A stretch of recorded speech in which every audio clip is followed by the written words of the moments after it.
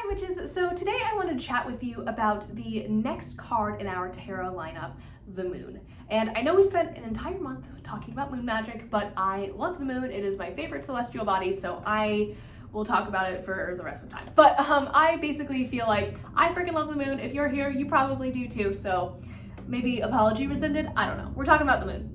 Between these two, you can see like a little mountain. I don't know if you can see it in this, but there's like a little road leading up to a mountain back there.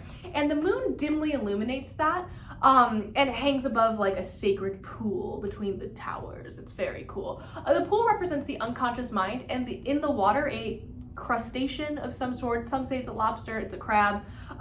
This kind of just looks like a weird like Cthulhu beast. Like it looks like a monster. I also hate crustaceans. Like I don't like them. They're like weird sea bugs. So that's just maybe my interpretation of it. I don't like them. But the small crustacean that's like crawling out represents the early stages of enlightenment. So I think of this as like, in terms of evolution, like those first like primordial creatures that like first like kind of crawled out onto the land. The moon itself represents your intuition and dreams.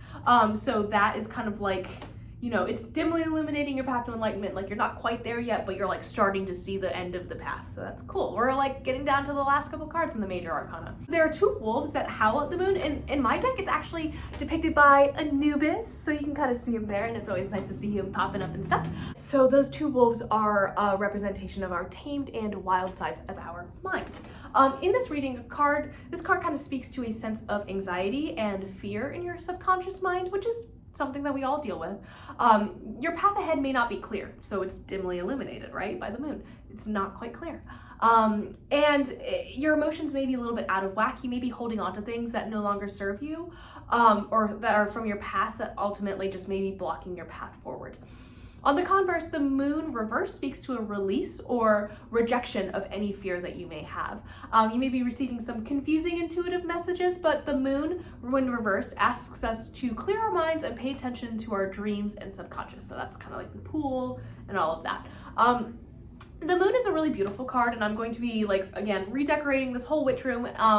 So I've been calling it the parlor, but I really want to have a lot of moon imagery, including maybe a printout of like the Rider-Waite version of this, or like a cool print like from an artist, like a small artist. If you guys have any recommendations, leave them down below, because I want to support my witchy community like always. But I really want to have a lot of moon imagery through the room, and I want to cultivate a space that is like really geared towards that sense of intuition, towards meditating and just like relaxing.